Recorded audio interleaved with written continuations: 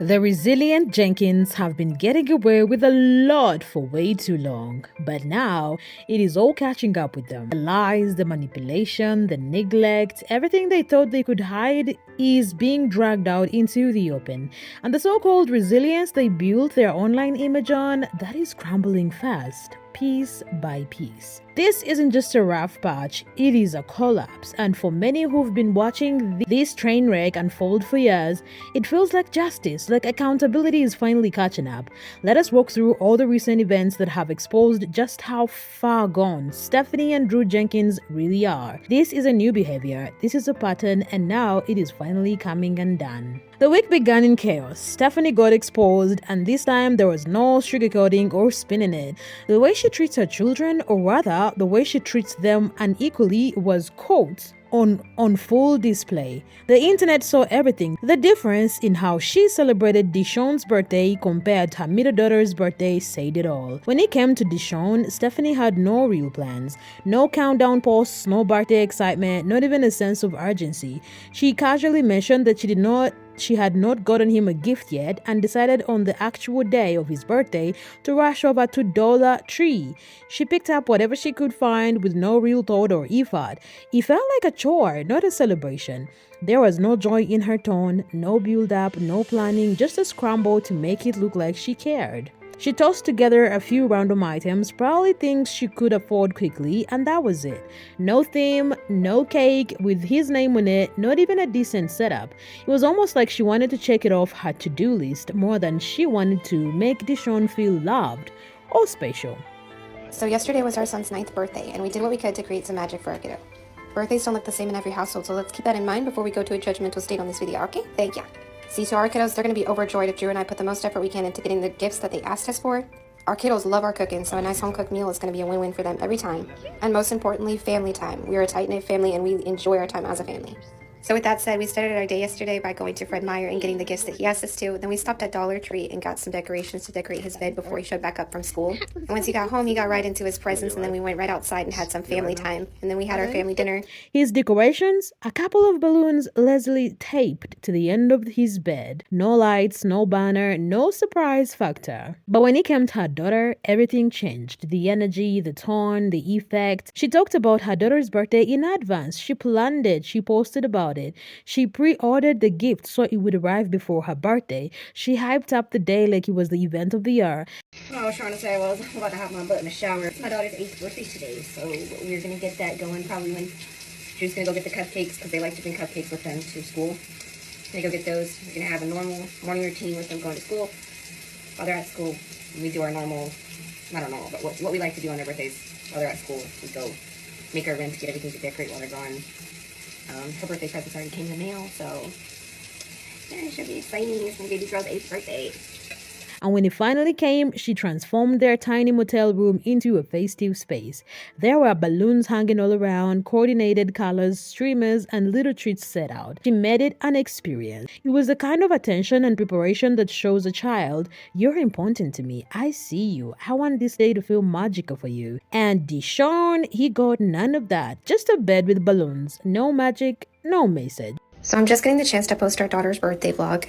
Now, like I mentioned with our son's birthday, we are keeping our birthday celebrations pretty small, at-home kind of celebrations. Each of the kids gave us a couple of gift ideas, anywhere from 4 to 5 gift ideas that they really wanted, and we tried our best to make sure that's what we got them. Our daughter has been into Hello Kitty for multiple years now, and you'll see that at the end of this video because I shared the vlog from last year, and it's kind of crazy how similar the birthdays went last year versus this year because our daughter's pretty simplistic and she wanted the same thing. She even asked for burgers again. She asked for burgers last year for dinner as well. Now, I'm not here to please anybody except my daughter when it comes to her birthday, so if you think we went too big, you think we went too small, I really couldn't give a flip. It was her birthday, not yours. And the joy we witnessed on our daughter's face throughout the day told me she was having a good time. And let's not all go immediately assuming that we forgot about Urban Air because that's definitely still in the plans. No, I've mentioned this before. Our baby girl is a daddy's girl. She insisted daddy holds her while he makes burgers. And these burgers turned out absolutely fire. My man shared it on his page. Go check it out. One last time for my baby girl. Happy 8th birthday, my little princess. This contrast wasn't about money, it was about intention because love doesn't cost much, but it does cost time. It costs thought. And what we saw in those birthday differences was not just thoughtlessness, it was a public declaration of who matters more to her. And the most heartbreaking part, Stephanie still refuses to let Deshawn live with his biological mother. A woman who's been vocal, consistent, and present. A mother who has done everything she can to reconnect and offer Deshawn a home filled with equal love and care. Stephanie holds onto Deshawn tightly, yet gives him the bare minimum. And for what? For control? For content? Whatever her reasons, it is clear Deshawn isn't being raised in a space where he feels like he matters. And the fact that he has a mother fighting for him while being shut out, that makes this all even more devastating. But Deshawn isn't the only child feeling the emotional effects of living in this toxic household. Stephanie's eldest daughter proved that the damage runs deeper than just one neglected birthday. On what should have been a happy day for her younger sister, this little girl handed her a birthday card that made the entire internet pause. In a shaky handwriting, it read, "I'm sorry, I hate your birthday. I feel left out." That sentence alone cut deep. The sadness, the honesty, the helplessness, it was all packed into a few short words. It wasn't just a child being jealous, it was a child expressing long-held pain, the kind that builds slowly over time until it busts through the cracks. So Stephanie and Drew posted stuff about Bella's birthday today, and Drew posted a video making hamburgers. And when he went to hand them to Addie, there are these things that she was drawing. And someone brought it to my attention, so I made them easier to read. And I want to show you what it says.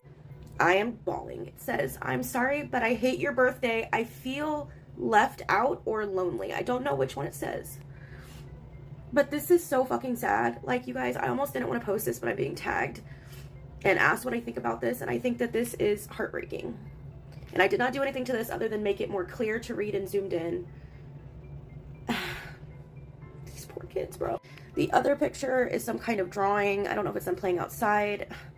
I don't know if that's an X over someone's face. I don't know what it is. I don't know if that's the baby crying. This is all really concerning. And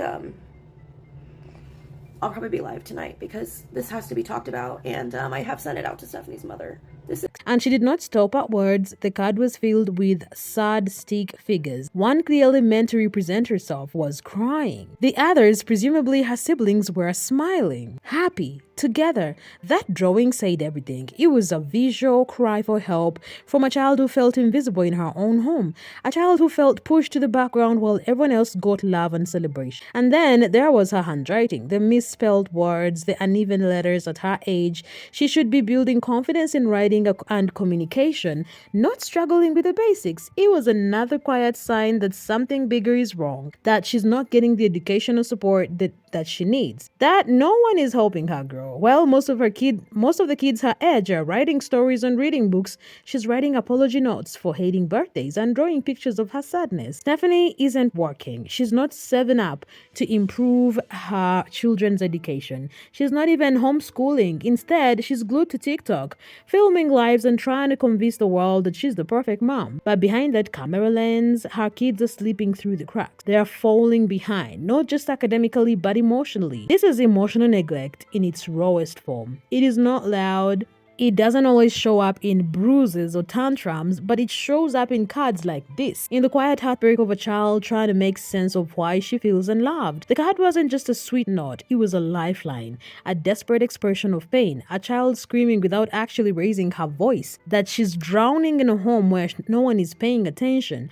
And the worst part, instead of pulling her in close, instead of hugging her tight and fixing it, her parents posted it, put it out for the world to see. That little girl did not need views. She needed love. She needed help. She needed to be seen, not just watched. And then there's Drew, always lurking in the background, always making things worse, sometimes without even realizing it, and sometimes it seems on purpose. Guess who uploaded that heartbreaking birthday moment for the whole world to see? It was Drew, on his own TikTok account. No, not Stephanie, not a fan page, he himself. He either did not read the birthday card his daughter wrote, which in itself is a red flag, or he did read and still chose to film it, edit it, and post it. And if he did read it and still decided to share it, that is even worse, because it means he knew the pain it held. He saw the sadness in the daughter's words and still thought thought, yeah, this will get views. Either way, it was a choice, a deliberate one. And that choice wasn't about healing or awareness or helping his child. It was about engagement, about keeping the content while spinning, even if it meant using his daughter's heart feelings as fuel. And sadly, it wasn't the first time. Drew did something like this. He also posted a video showing their motel room swarming with ants. The reason? His toddler son had been hoarding food, pepperoni sticks behind the pull-out bed. Now stop and think about that for a second. A child that young, hiding food behind his bed, that is not just messy. That is a cry for help. That is a survival instinct kicking in. That's a toddler saying, I'm scared, I won't have enough to eat. But instead of asking himself that hard question like, why does my child feel the need to hide food? Or is he worried about being punished for eating? Drew made a joke of it. He filmed the ants. He turned the moment into yet another piece of content, a clip for likes. And what is worse, he did not even seem alarmed. When I saw Drew's account, I thought it was a hoax. Like, I really thought it was a parody account. I thought it was somebody just impersonating him. No, this is him. And honestly, he has... Okay, I'm going to show you a couple of things. This screenshot down here is him getting a brain blast like Jimmy Neutron. No, literally, he is trying to investigate, I guess, where the smell is coming from in the hotel room. I mean, it's really hard to not find a smell if you smell it being smelly. And it's one room. But let's continue. He then has a brain blast like Jimmy Neutron. And he goes to investigate, and he finds out that his son, Bubba, has been hoarding. That's right. He's been hoarding on the back of the futon a lot of like meat sticks, which are, I think, like beef jerky. And they have ants. There's an ant problem now. Another screenshot. Yeah. So while they have like pots and stuff on the floor, it's really cool because they're providing a nice little comfortable place for the ants and roaches and all that to sleep. So I think that's pretty fantastic because it gives those little critters a nice comfortable place to sleep. There was no sense of urgency, no concern, no pause to say, wait, something's wrong here. That moment wasn't cute. It wasn't funny. It was scary. It showed a child who is emotionally uneasy, a child who might not feel safe asking for what he needs. And Drew, he missed it entirely. Why did he not notice sooner? Why didn't he realize his son was struggling? Because Drew was locked into his PlayStation day and night. That is where his energy went. That is where his attention stayed. While his son was silently begging for help, Drew was locked into games, headphones on, totally unaware. This wasn't just a parental oversight. This was a full-blown emotional absence. And the more he posts, the clearer it becomes. Drew isn't just failing to help. He's the one pressing record while his family falls apart in front of our eyes. The saddest part, it is not just one child or two. It is not even just a bad moment here or there. Every single child in that cramped motel room is going through something. And that is not minor. It is not surface level. It is a deep-rooted pain, built up over time from being raised in a home that runs more like a reality show than a place of safety and love. Deshawn is clearly being neglected emotionally. He's treated like an afterthought, like someone who doesn't belong, even though he's still just a child who deserves love and stability. The eldest daughter, she's carrying pain so heavy it came out in a birthday card, something that should have been a celebration, but instead became her personal outlet to express how invisible she feels. The toddler boy is food hoarding. That is a major behavior red flag. Kids that young don't hoard food unless something inside them feels unsafe, uncertain, or scared. It is not just messy. It is not just about ants. It is a sign of trauma.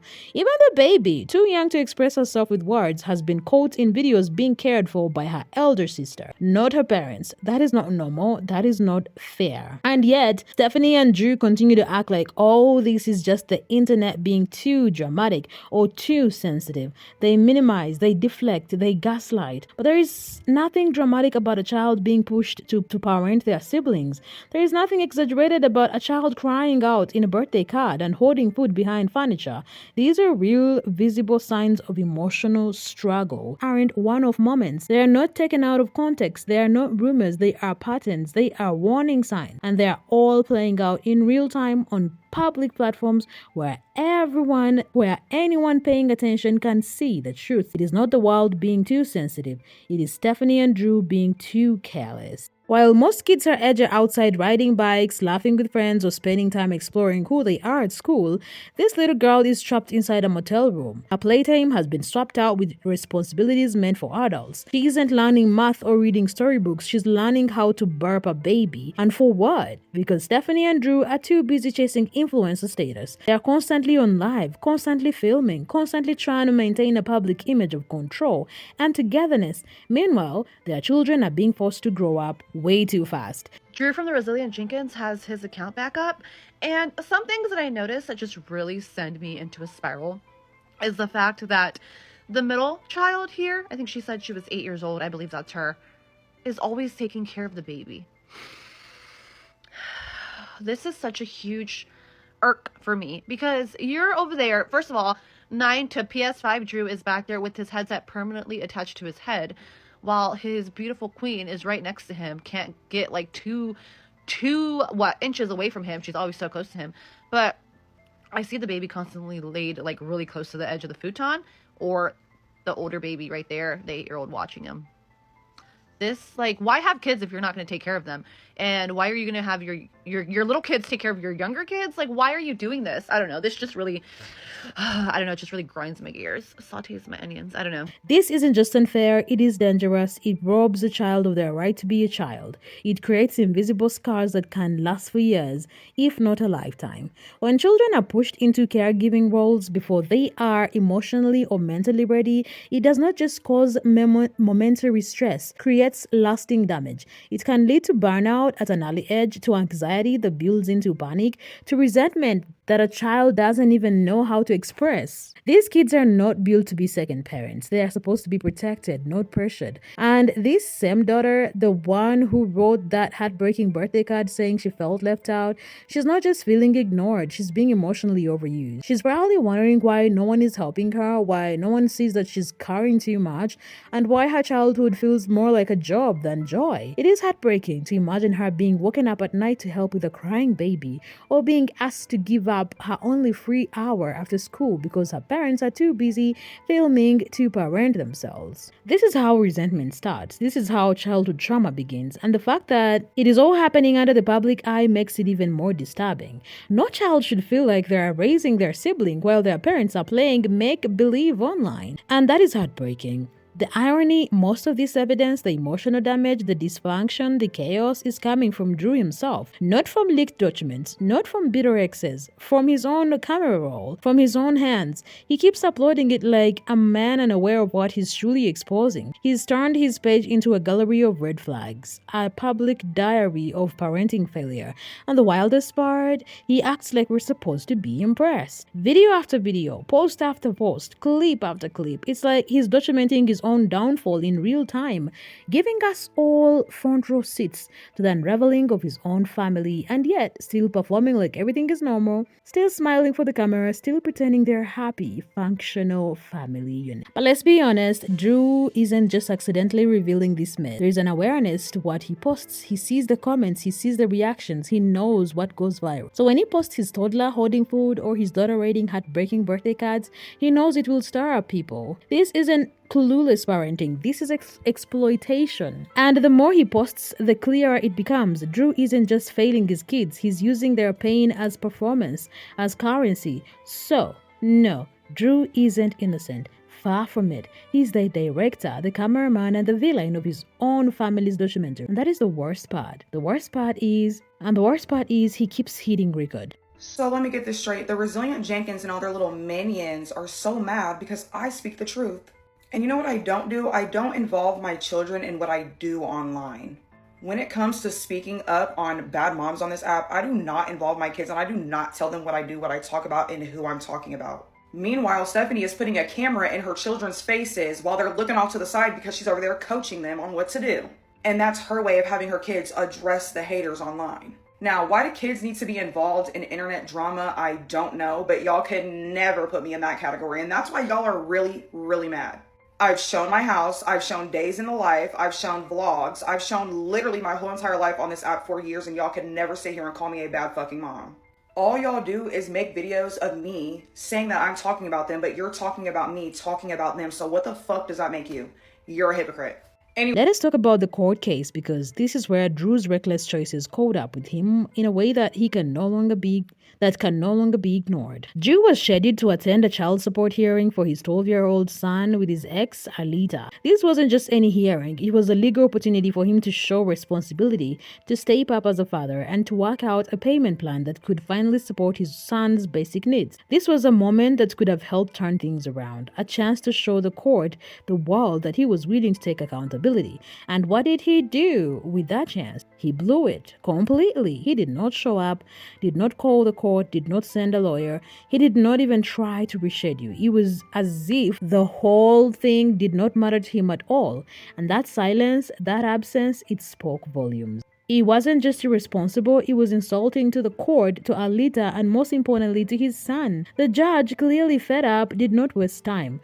An arrest warrant was issued. Drew was officially in contempt of court for failing to appear, and now he's facing serious consequences, potential jail time, hefty fines, or both. This isn't a slap on the wrist, this is the justice system saying enough. Is Drew Jenkins going to go to jail? Because he has an active warrant out for his arrest. So yesterday, he was supposed to show up to court. It's kind of like orientation for how to start paying child support. He was supposed to go to yesterday. He didn't show up because now there's an active warrant out for him. Now, Nails Bar Lita posted a video earlier today saying that she thought she saw him there, and she thought, hey, he's finally going to start paying child support. But it turns out that somebody sent her this showing that he has a warrant out for not showing up. I mean, the court's giving him a chance to start figuring things out, how to pay for child support, so showing up is the least he can do.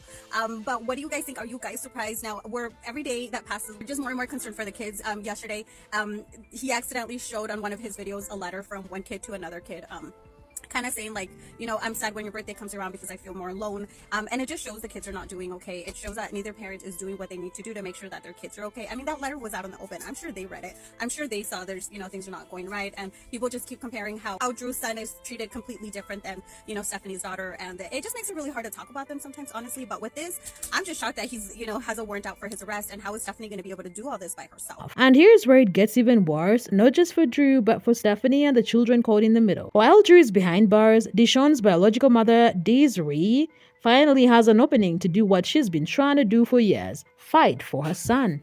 With Drew out of the picture, at least temporarily, Desiree can file for emergency custody. And honestly, she absolutely should, because Drew has shown time and time again that he cannot provide a stable, safe, or nurturing home. His record speaks for itself. And what about Stephanie? She's still living in a cramped motel, still bouncing from live stream to live stream, still refusing to explain what happened with Deshawn's reported black eye. She hasn't addressed the abuse allegations. She hasn't shown proof of improvement. Nothing. So if Drew is in jail and Stephanie is still unstable and unaccountable, what reason would the court possibly have to deny Desiree custody? The system has more than enough cause to step in now.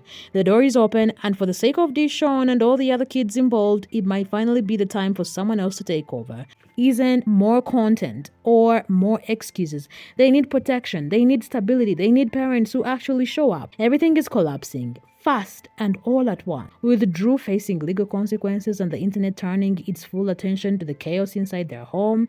Stephanie tried to pull an old trick. She posted a series of fake pregnancy photos, hoping to spark confusion, ignite gossip, and shift the narrative away from what really mattered: the arrest warrant. She thought people would bite, but they did not fall into it. That they would fall into speculating about baby names, due dates, and whatever or not Drew was the father. But the internet had seen this play before, and this time no one took bait. People weren't distracted. They were not fooled. They were focused and more vocal than ever. All anyone wanted here were answers to the real issues at hand. Why did Drew miss his court date without any explanation? How long will he be held accountable for skipping a legal hearing? What happens to Deshawn now? And will Desiree finally get her chance to take her son back? No one, and I mean no one, was buying Stephanie's desperate attempt to change the conversation. Her fake pregnancy stand was seen for what it truly was: a weak, tone-deaf distraction from the serious mess they've both created. In a moment where her family is at the edge of completely falling apart, Stephanie chose clout chasing over clarity. But the public isn't asking about her womb. They are asking about the well-being of her children. And that silence, That refusal to speak on what really matters, that is louder than any fake baby vamp. Now, they're quiet, radio silence, but we all know what that means. They're planning their next excuse, their next performances, their next manipulation. But the truth is clear. This is the end. The online gig is. They built their platform on the backs of their children, used their pain for clout, used their struggles for views. Now it's all burning down. And maybe, just maybe, this is their only chance to stop and do something right. Give up the act, stop filming, start parenting, actually show up for their kids. But will they? Stephanie has never shown a willingness to accept blame. She's probably saying people are jealous, that everyone is against her, that it's just internet drama. But this isn't drama, this is real life. These are children, real children, and they need real help.